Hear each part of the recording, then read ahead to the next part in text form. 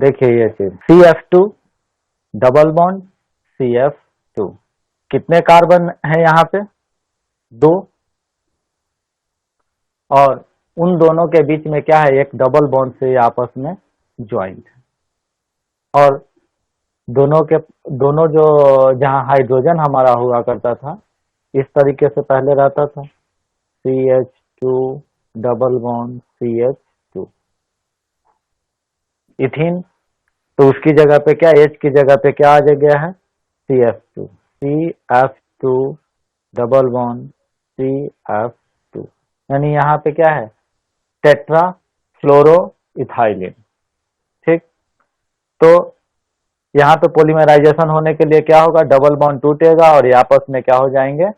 Linear polymerisation इनका हो जाएगा। और टेट्रा फ्लोरो इथाइलिन का, और ये फ्री रेडिकल पॉलीमराइजेशन मैकेनिज्म के द्वारा एक्वस मीडियम में पॉलीमराइज होते हैं और पोली टेट्राफ्लोरो इथाइलिन बनते हैं।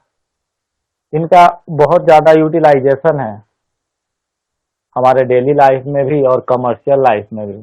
लेकिन एक चीज इनको सबसे ज़्यादा इसके यूटिलाइजेशन को थोड़ा प्रोविडेट करता है, वो है हाई प्राइसेस का। जैसे आपने देखा होगा कि नॉर्मल जो आप पैन वगैरह लेंगे उसका कॉस्ट और एक नॉन स्टिकी पैन लेंगे, दोनों के कॉस्ट में 2 to 3 टाइम मल्टीप्ली, मतलब एक नॉन स्टिकी का जो कॉस्ट होता है 2 to 3 टाइम्स ज्यादा होता है नॉर्मल। ठीक, तो इसके कॉस्ट के कारण इसका यूजेबिलिटी उतना ज्यादा नहीं बढ़ पाता है। हम हर जगह जहां भी इसका मैक्सिमम यूटिलाइजेशन हो सकता था वहां पे अगर कोई अल्टरनेटिव इससे कम कॉस्ट का अगर हम मिलता है तो उससे भी काम चलाने का कोशिश करते हैं। तो इसका प्रॉपर्टी पहले देख लेते हैं कि क्यों इसका हम इतना ज्यादा यूटिलाइज करते हैं। ब्रॉड केमिकल रेजिस्टेंस है, रेजिस्टेंस शो करता है, यानी एसिड और बेस दोनों से ये केमिकली रेजिस्ट होता है, केमिकली रिएक्ट नहीं करता है।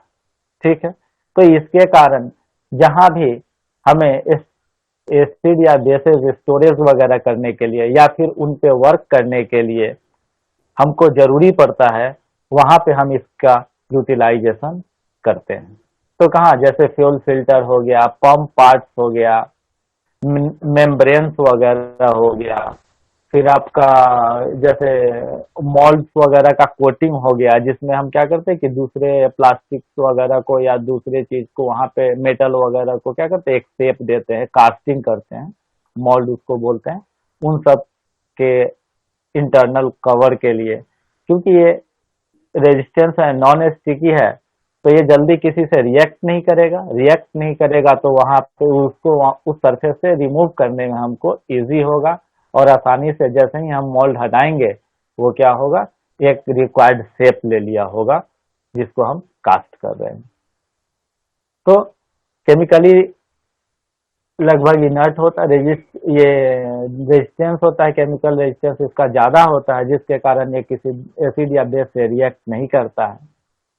और ये हाई ड्यूरेबिलिटी इसकी होती है over a wide range of temperature, यानी लो से लो और हाई से हाई टेम्परेचर पे ये भी ये काम करता है। बिलो मेल्टिंग पॉइंट से नीचे तक अपने ये नॉन स्टिकी होता है, तो इसलिए ये हाई ड्यूरेबिलिटी इसकी होती है टेम्परेचर रेंज, एक लंबे टेम्परेचर रेंज के बीच में।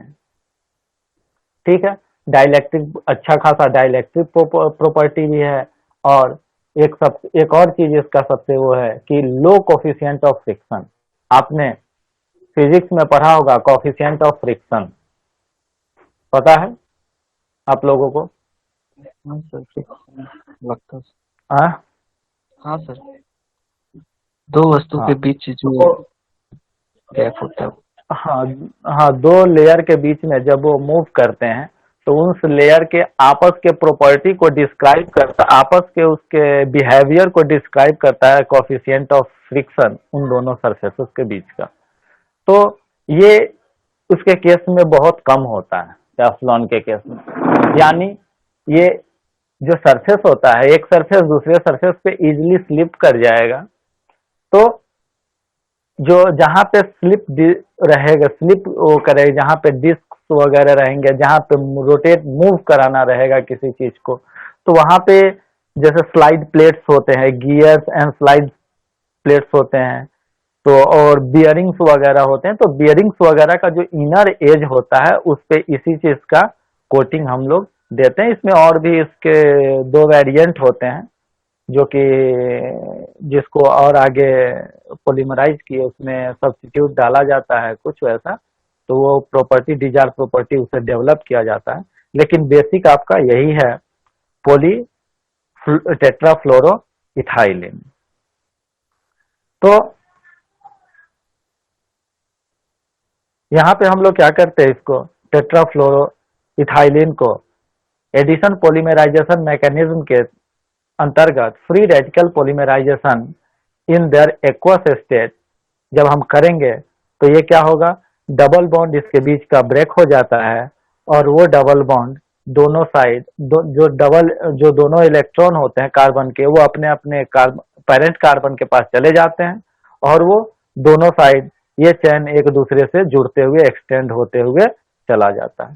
टेफ्लॉन टेप भी आता है, प्लम्बिंग वगैरह में अगर सुने होंगे नाम वगैरह, सुने हैं? प्लम्बिंग। हाँ, प्लम्बिंग टेफ्लॉन टेप भी लोग वो पाइप अच्छा, वगैरह में पाइप में उसका यूज जो करते हैं।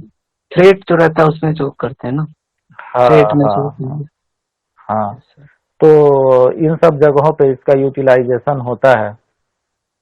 तो इसके रेजिस्टिविटी के कारण कितना भी इसमें ये जल्दी सड़ेगा नहीं, गलेगा नहीं, केमिकली इनर्ट लगभग होता है, यानी रेजिस्टिविटी केमिकल के अगेंस्ट इसकी ज्यादा होती है, फ्रिक्शन कॉफिशिएंट कम होता है, फिर high range of high working temperature range होता है, एक्सीलेंट डाइलेक्ट्रिक प्रॉपर्टीज होता है, तो इन सब के कारण इसका यूज भी ज्यादा है। लेकिन एक चीज इसको जो है, इसके यूज को प्रोहिबिटेट करता है, लिमिट करता है, वो है इसका हाई कॉस्ट। तो हाई कॉस्ट होने के कारण हम जहाँ पे इसके यूटिलाइजेशन को मतलब लिमिट किया जा सके, अगर कुछ अल्टरनेटिव इसका हमको मिल जाता है तो हम उस अल्टरनेटिव को, अगर इससे सस्ता मिल जाता है तो उसको ऑप्ट करते हैं, इसको कॉस्ट के कारण वहां पे हम थोड़ा उसके यूटिलाइजेशन को लिमिटेड करते हैं। तो ये सब तो इसका प्रॉपर्टी है। तो इसका प्रॉपर्टी के हिसाब से जैसे अभी ने हमने दो तीन आपको वो बताया कि इसके यूटिलाइजेशन कहाँ कहाँ है।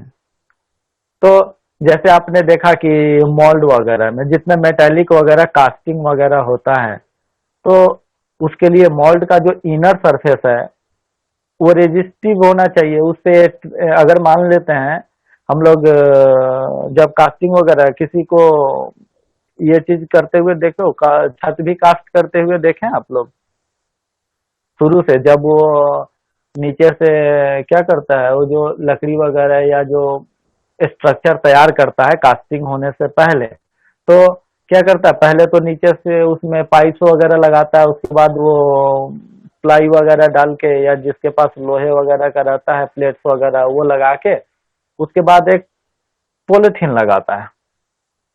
ठीक है, पॉलिथीन लगाता है, उस पॉलिथीन को बीच में लगाने के पीछे क्या रीजन होता है, सर वो बोलिए। चिपके नहीं, जो लकड़ी है उसमें चिपके नहीं, वो उखाड़ने में हाँ, आसानी हो, लकड़ी, मतलब अलग। हाँ, यस सर, उसको लकड़ी हो हटाने उससे में आसानी चिपके नहीं, हो। Yes sir. और जो लिक्विड कंडीशन में हम लोग जो मटेरियल बना के उसमें डालते हैं वो मटेरियल भी बाहर ना जाए, नहीं तो पता चला कि धीरे धीरे सीमेंट क्या हो गया, वो वाटर में घुल के धीरे धीरे नीचे चलता गया।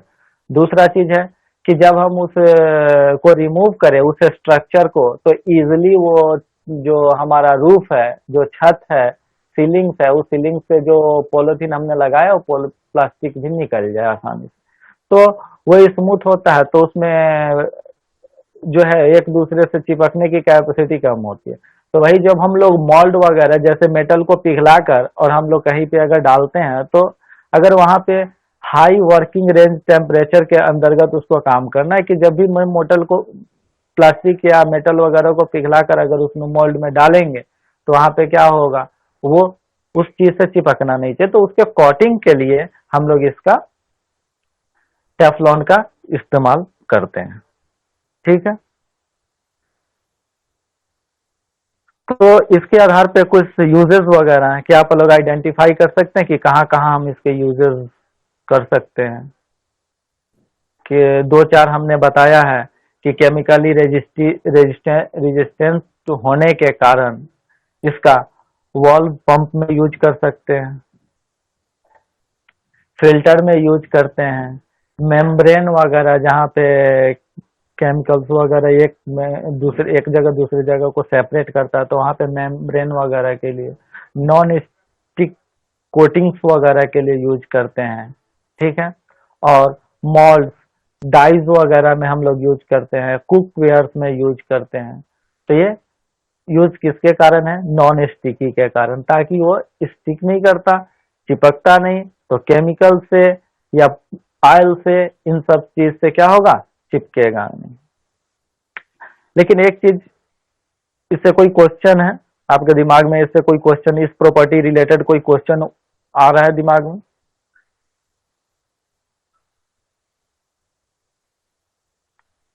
एक ये भी तो हो सकता है ना कि अगर इसका केमिकली अगर ये रेजिस्टेंट शो करता है तो जो हम मान लीजिए ये पेन रखे हुए हैं, इस पेन में भी तो ये कोट नहीं करना चाहिए, ये चिपकना नहीं चाहिए।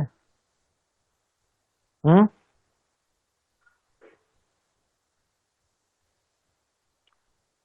बोलिए।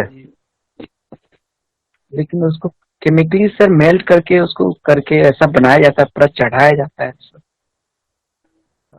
नहीं, अगर केमिकली कितना भी मेल्ट करके अगर हम अगर वो केमिकली इनएक्टिव है वो सरफेस, तो हम क्या करते हैं कि वो उस पे भी कितना भी हम वो करेंगे तो थोड़ा प्रेशर पड़ेगा तो वहां से तो रिलीज हो जाना चाहिए। और जो कुकवेयर वगैरह होता है उस पे आप कितना सारा प्रेशर डालते हैं, धोने पे, बनाते समय सब वो करते हैं ना। तो देखिए वहां पे थोड़ा एक थोड़ा स्क्रेच हाँ, लग जाता है सर, थोड़ा थोड़ा स्क्रेच क्या से चीज? हटता है सर वो, थोड़ा स्क्रेच हाँ से उससे हट हाँ जाता है सर। हाँ, तो उस पे क्या करते हैं हम लोग, लेयर कोटिंग करते हैं, समझे? उस पे हम लोग लेयर कोटिंग करते हैं, लेयर पे लेयर चढ़ाते हैं। एक एक ही टाइप का लेयर, जैसे पेंट ही होता है, आप देखते हैं कि पेंट पे पेंट चढ़ाते जाके ऊपर से चढ़ते जाता है, लेकिन उस पे कोई भी डस्ट वगैरह जल्दी नहीं चिपकता है। तो लेयर पे लेयर के वो चिपकेगा, लेकिन वो भी लेयर उतना वो नहीं होता। तो देखिए इसमें क्या करते हैं कि जैसे आपने नॉर्मली किसी भी उस पे देखा होगा कि एकदम स्मूथ सरफेस है, उस पे अगर कोई लेयर अगर हमको चढ़ाना है तो हम क्या करते हैं, उस पे पहला दो तीन डॉट मारते हैं जहां तहाँ, जो जिसको बोलते हैं कि खांचा बना देते हैं। और इसमें क्या करते हैं हम, दो तरह का, डायरेक्ट CF2 का यूटिलाइज नहीं करेंगे। एक इंड हम जो है उसका H का रखेंगे और एक इंड जो है F का रखेंगे। तो और अब इसका क्या करेंगे, ये जो PTF भी है, इसका जो है लिक्विड स्टेट में, समझे? इस पेन पे जिस पे हमने खांचा बनाया है हल्का हल्का, इसमें इस पे हम लोग हाई प्रेशर कोटिंग करेंगे। तो जो H इंड है, हाइड्रोजन इंड है, वो इस मेटल से कंबाइन हो जाएगा। ठीक है, हाइड्रोजन इंड जो हो गया इस मेटल से कंबाइन हो गया, ऊपर का इंड कौन सा रह गया, फ्लोरीन इंड। तो फ्लोरीन इंड जो है वो जल्दी किसी मेटल से कंबाइन, किसी और केमिकल से या किसी और चीज से कंबाइन नहीं होगा, समझे? तो इस तरीके से हम इस पे कोटिंग करते हैं। एक इंच H का रखते हैं, दूसरा F का रखते हैं, और लिक्विड इसमें उसको क्या करते हैं, खांचा बना के एक पहले पतला लेयर उस पे कोटिंग करते हैं। फिर उसके बाद वो गैप्स वगैरह में जब भर जाता है, आ जाता है, तो फिर उसके बाद क्या होता है, जो बिल्कुल माइनर गैप होते हैं, आपको ऐसे नेक्ड आई से दिखेगा नहीं कि वो गैप्स हैं, बिल्कुल पतले पतले गैप्स होते हैं, बारीक।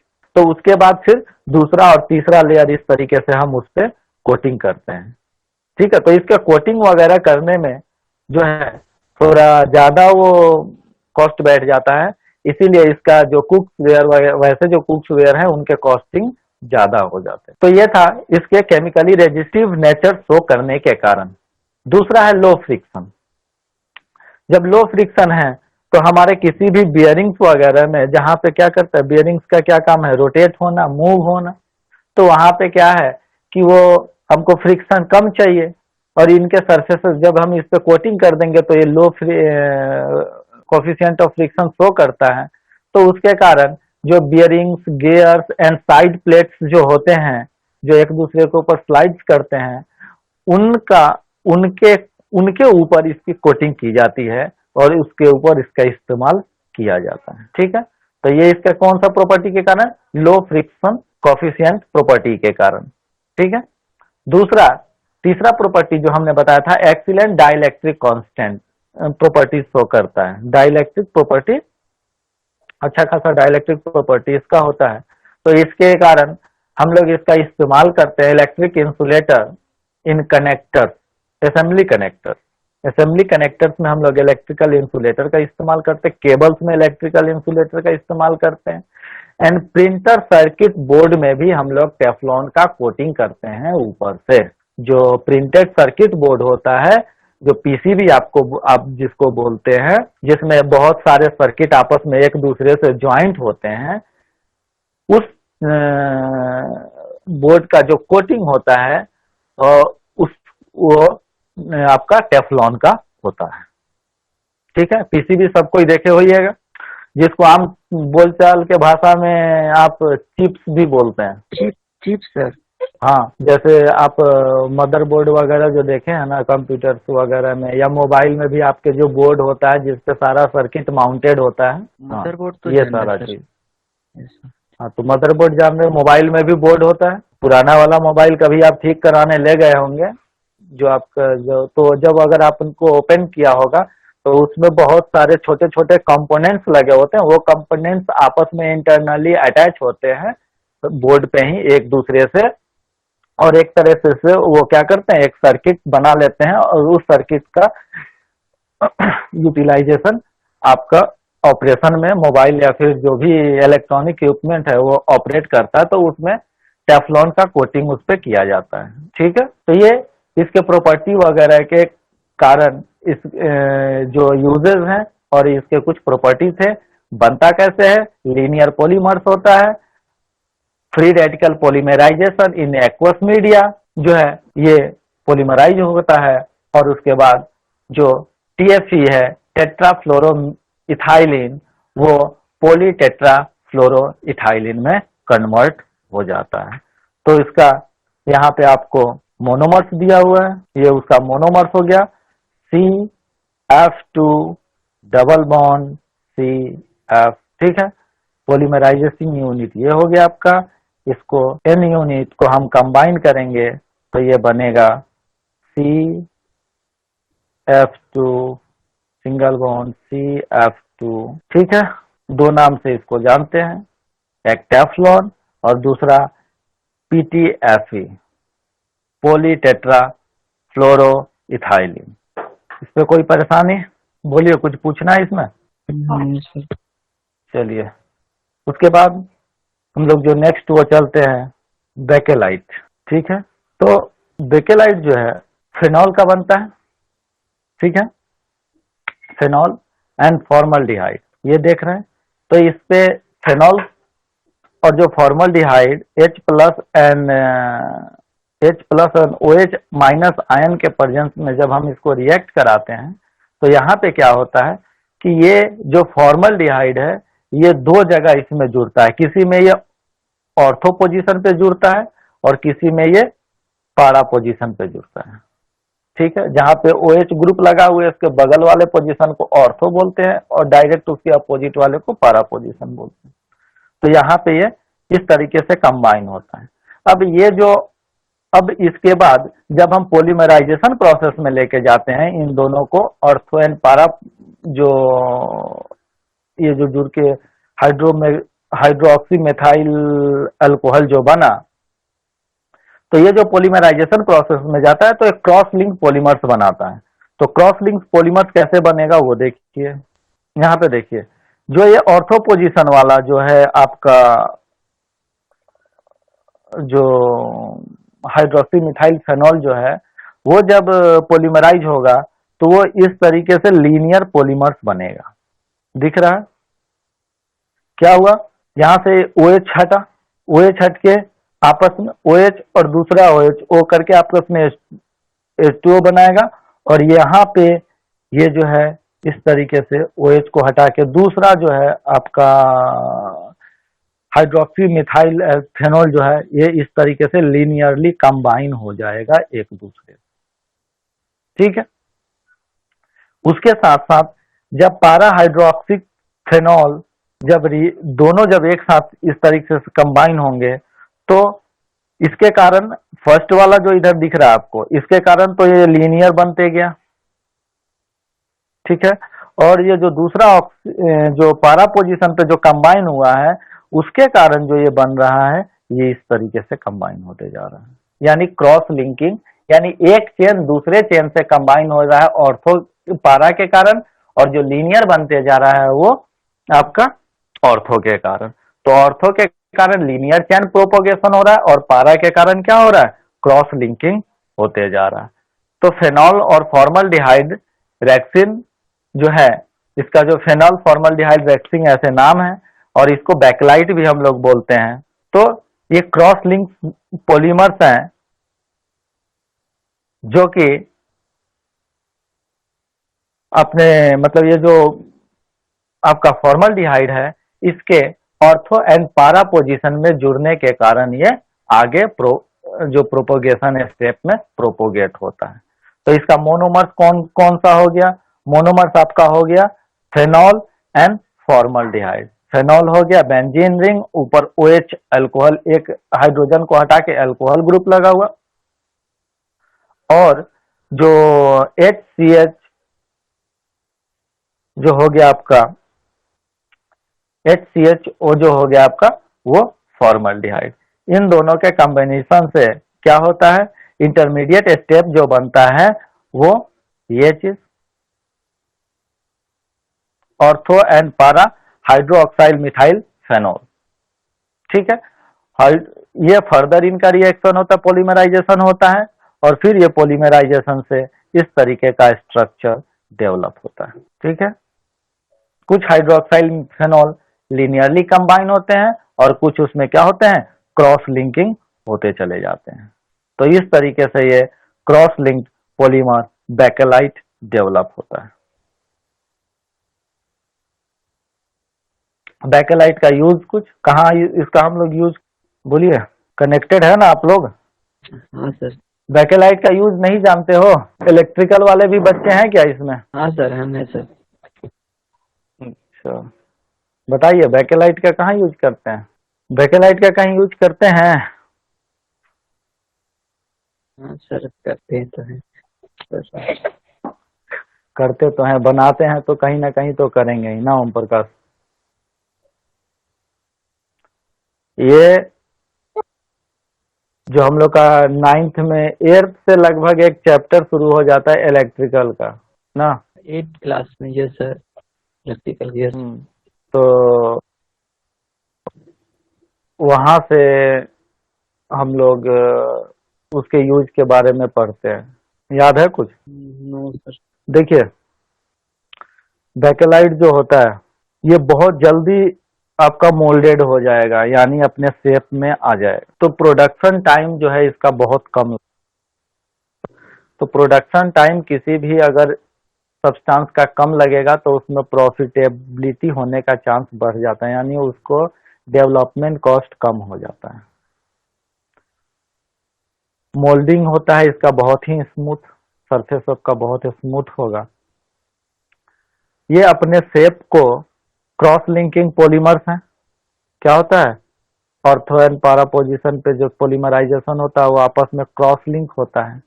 तो ये क्या होता है कि हीट और स्क्रैच या इलेक्ट्रिसिटी, जो कोई सॉल्वेंट या इलेक्ट्रिसिटी से अपने आप को इजीली प्रोटेक्ट करके रखता है। क्या होगा? ये उस पे स्क्रैच नहीं आएंगे, उस पे हीट के कारण उसका शेप डिस्टोरिएट नहीं होगा, जैसे जैसे अगर हीट बढ़ेगा वैसे वैसे क्या होता है, इसके बॉन्ड्स और एक दूसरे से कस के पकड़ लेते हैं, यानी ये दूसरे को क्या करते हैं, सप्लीमेंट देते हैं, ये और क्रॉस लिंक होते जाते हैं।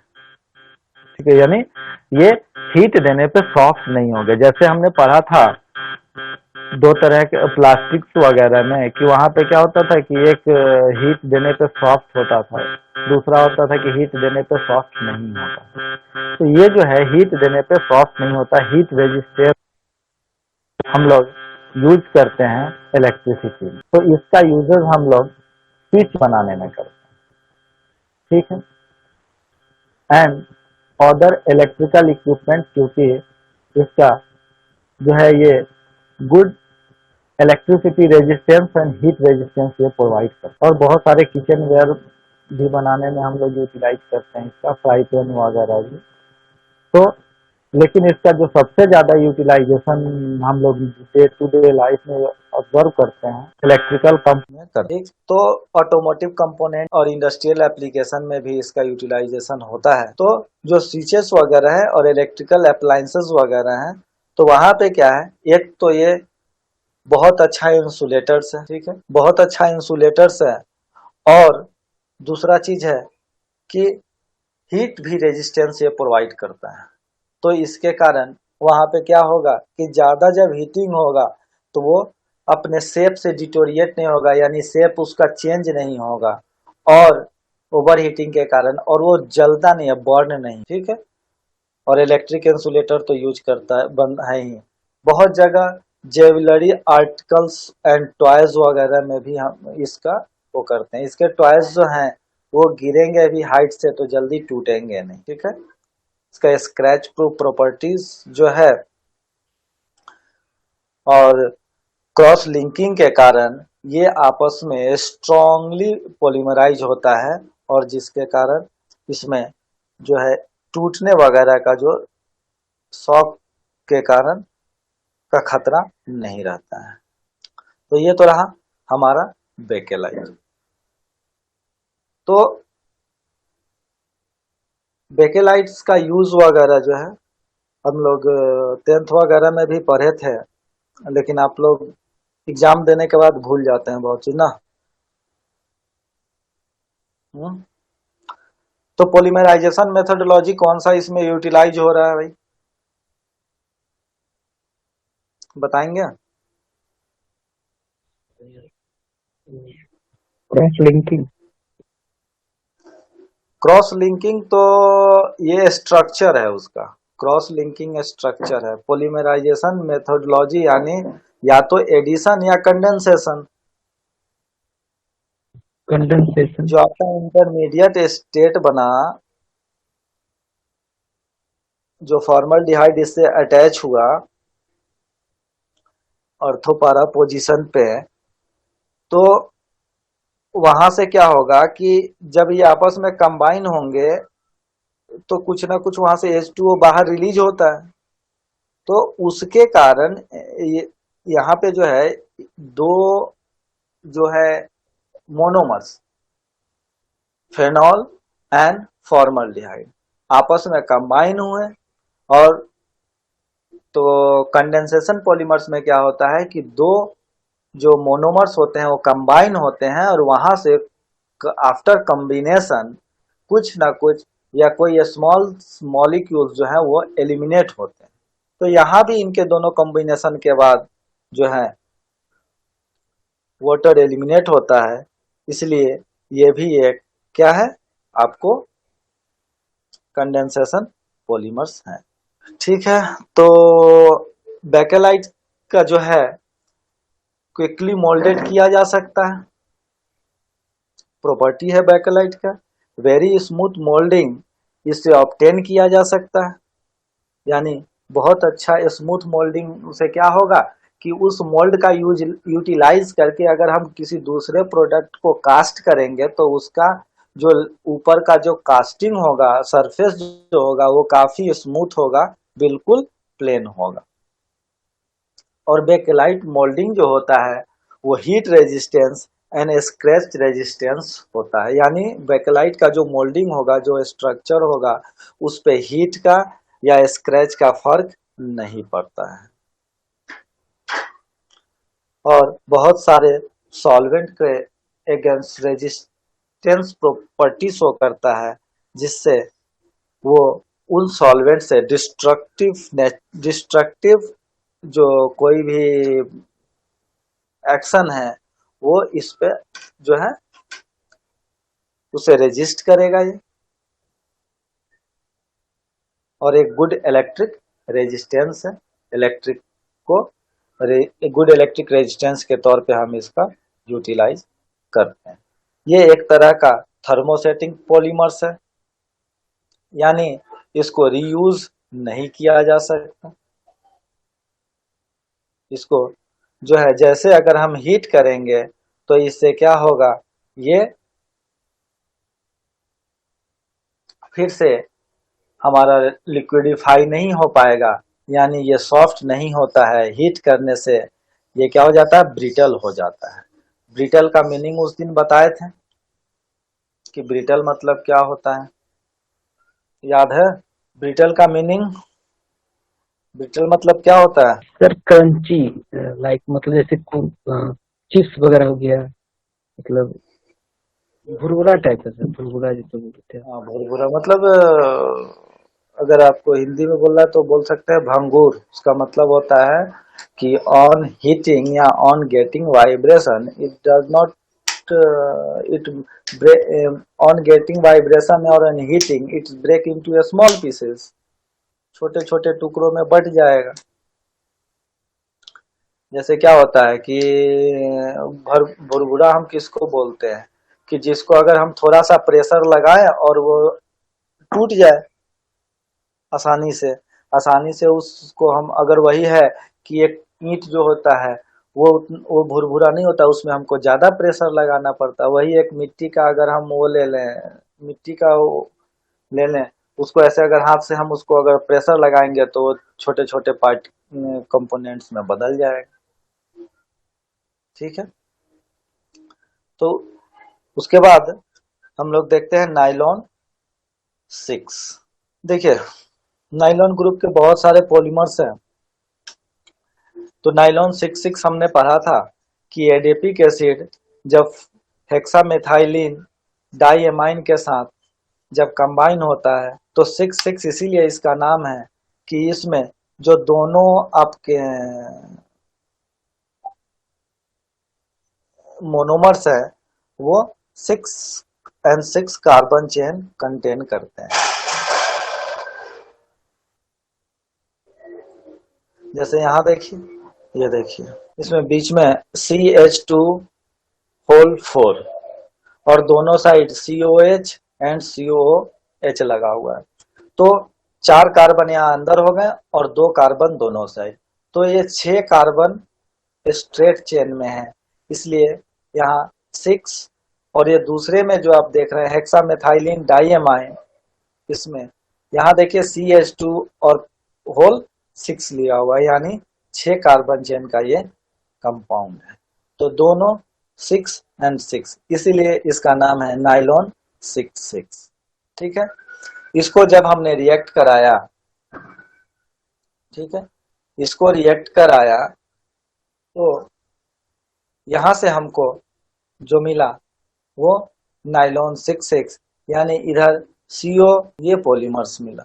यहाँ पे बीच में कॉम्बिनेशन हुआ, यहाँ पे देखिए एक तरह जो COOH था और NH और एक H इधर जुड़ा हुआ था, ये दोनों यूनिट जो हो गया यहाँ से, ठीक है, और ये आपस में कंबाइन होके CONH बना, बाकी जो है दोनों तरफ आपका ये और ये रहे। इस तरीके से इनका पॉलीमराइजेशन हुआ और ये H2O बाहर में, जो कि यहाँ -H2O आपको लिखा हुआ है। तो ये स्मॉल ग्रुप वाटर मॉलिक्यूल जो है एक बाहर निकल रहा है। इसलिए ये कौन सा पॉलीमराइजेशन हुआ, जब हम आपको एडिशन और कंडेंसेशन पॉलीमर्स पढ़ा रहे थे उस समय इसके बारे में ये चीज बताए थे कि इसका मैकेनिज्म कैसे ये बन रहा है। नाइलॉन 6 का ही एग्जाम्पल दिए थे और इसको बनाकर भी आपको दिखाए भी थे। तो यह है कंडेंसेशन पॉलीमर्स।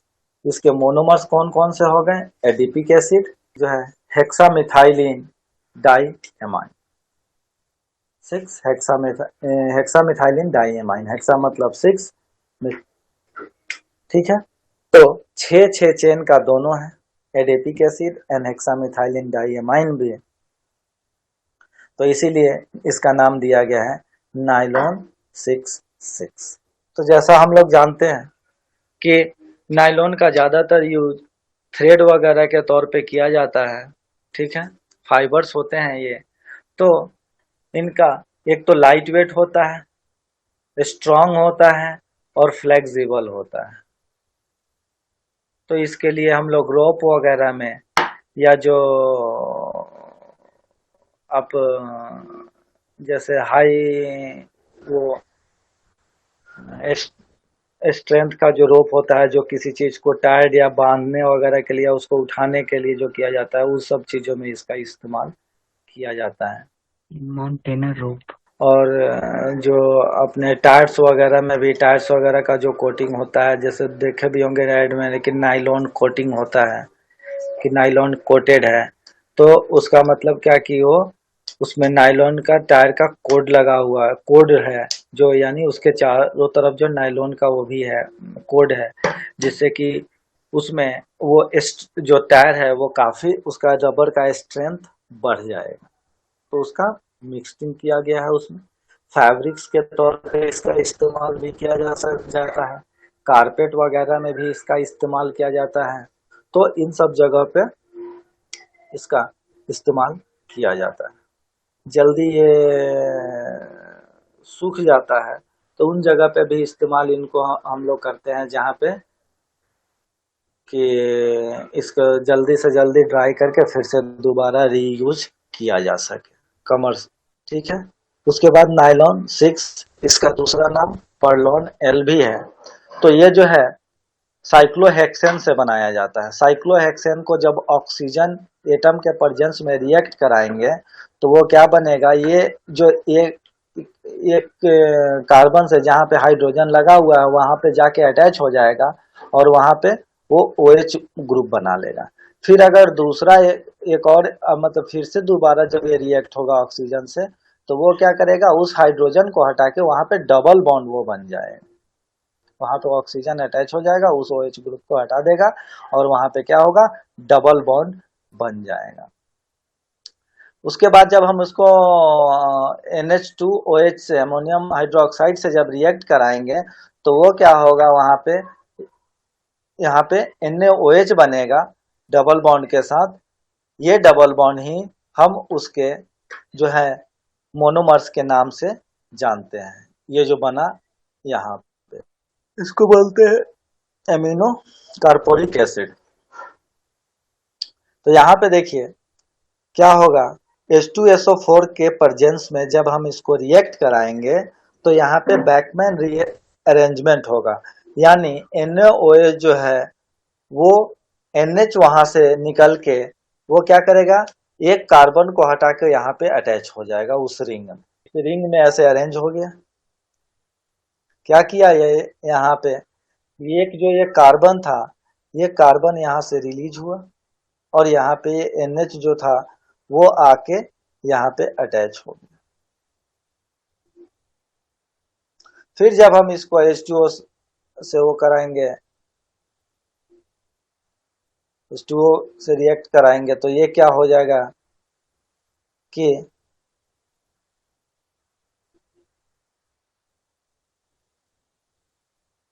ये देख, इसका जो है साइक्लिक जो कंपाउंड है वो ब्रेक हो जाएगा और स्ट्रेट चेन में ये बदल जाएगा।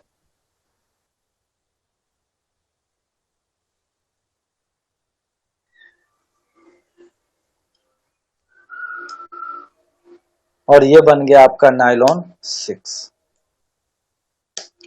बायो। तो इसको जो है आप याद कर लीजिए, कि क्या क्या कहाँ कहाँ होता है, कैसे रिएक्ट होता है। खासकर आपको याद करना है कि मोनोमर यूनिट कौन से होते हैं, किस टाइप का मैकेनिज्म इसका यूटिलाइज होता है, क्या इसके प्रॉपर्टी हैं, और इसके प्रॉपर्टी जो है उसके बेसिस पे इसका यूटिलाइजेशन कहाँ कहाँ है, लिमिटेशन इसके यूटिलाइजेशन का क्या है, और जो है इसके यूज जो है वो डिफरेंट फील्ड में इसके प्रॉपर्टी और इसके यूज के साथ आप याद कीजिए। बस यही चीज है पॉलीमर्स में, इतना ही पॉलीमर्स आपके उसमें है। एक पॉलीस्टाइरीन भी है सर। तो स्टाइरीन का जो है वो स्टाइरीन उसका मोनोमर्स है, और वो स्टाइरीन का जब पॉलीमराइजेशन हम करते हैं तो वो आपस में लिंक होते होते वहां पे पॉलीमर वो पॉलीस्टाइरीन बनाता है। इसको भी ले ही लेते हैं। मैकेनिज्म क्या होता है सर इसका, किसी चीज का क्या हुआ?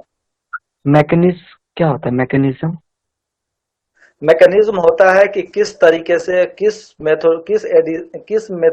मेथोडोलॉजी से जुड़ के वो पॉलीमर्स हुआ बना है। या तो वो एडिशन पॉलीमर्स है या फिर वो कंडेंसेशन पॉलीमर्स है। एडिशन पॉलीमर्स हुआ है मतलब उसका चेन ग्रोथ हुआ है, या फिर उसका स्टेप प्रोपोगेशन हुआ है।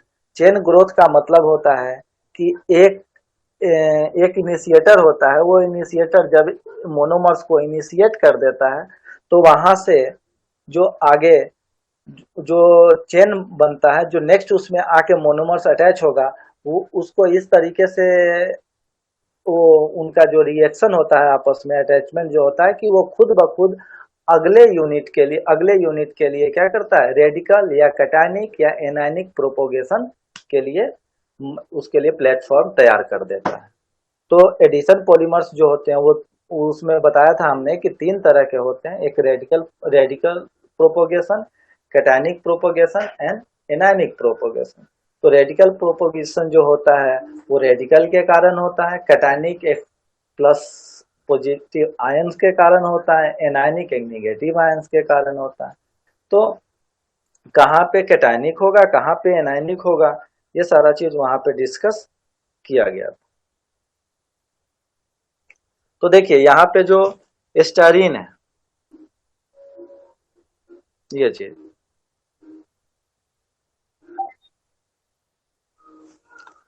ये किस तरीके का कंपाउंड है, ये होता है आपका स्टारीन। यहाँ पे CH double bond CH2 CH2। यहाँ पे क्या होता है कि आपका ये बॉन्ड टूटेगा, ये बॉन्ड ब्रेक होता है, और CH इस तरीके से ये आपस में जुड़ते हुए चले जाते हैं दोनों से।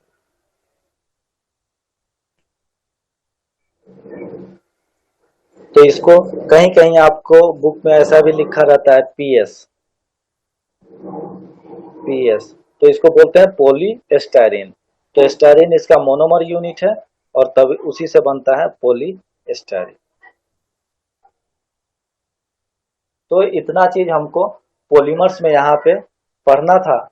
और एक आपका इसमें बच जा रहा है सीमेंट, पोर्टलैंड सीमेंट। तो पोर्टलैंड सीमेंट वगैरह का ओवरव्यू है कि सीमेंट किस तरह कितने प्रकार के होते हैं, क्या क्या उसके प्रॉपर्टी होते हैं, कितना उसको मतलब कास्टिंग वगैरह से कितना मतलब हार्डनिंग वगैरह उसका कैसे होता है, क्या होता है, यही सारा एक चीज है। तो उसका ओवरव्यू है, कोई ज्यादा चीज उसमें पढ़ना नहीं, एक दिन का वो क्लास है, एक या 1 से 2 दिन का। तो कल हम लोग जो है एक बार इसका रिवीजन देखेंगे कि इसमें हम लोग क्या क्या पढ़े हैं। सबसे पहला तो पॉलीमर्स क्या होता है। पॉलीमर्स होता है मोनोमर्स यूनिट से यानी स्मॉल स्मॉल पार्ट्स से जुड़ के बना हुआ लॉन्ग चेन कंपाउंड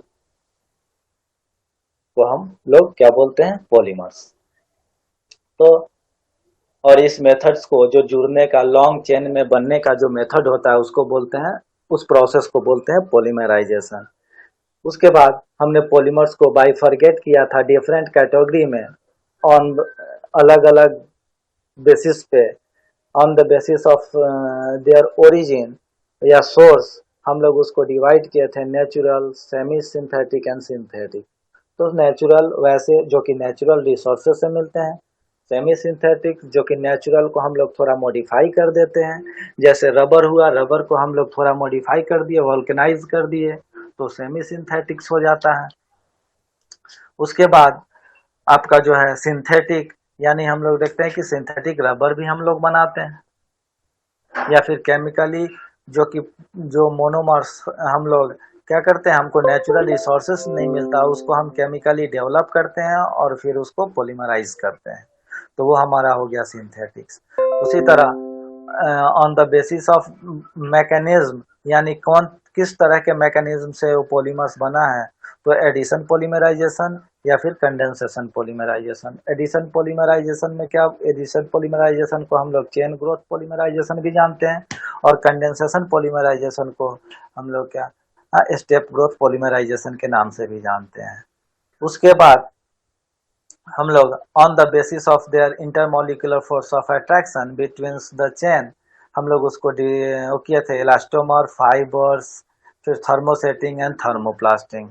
ठीक है, तो इलास्टोमर्स में सबसे कम ने आपको दोनों के बीच में फोर्सेस लगता है, फाइबर्स में उससे ज़्यादा, थर्मोप्लास्टिक में इन दोनों के बीच में इलास्टोमर्स एंड फाइबर के, एंड जो थर्मो सेटिंग होता है उसमें जो होता है सबसे ज़्यादा फोर्सेस जो है लगते हैं। तो ये सारा चीज़ हमने पढ़ा था। उसके बाद कौन कौन सा पॉलीमर्स पढ़े थे, तो एक बार हम उसको हम लोग रिवीजन करके उसके बाद कल सीमेंट शुरू करेंगे। ठीक है, तो इस चैप्टर में मैक्सिमम आपको याद करना है। ठीक है, और जो मैकेनिज्म है बस वो इतना ही है कि ये आपस में कंबाइन कैसे होते हैं। चलिए, तो आज इतना ही पे ख़त्म करते हैं। धीरे धीरे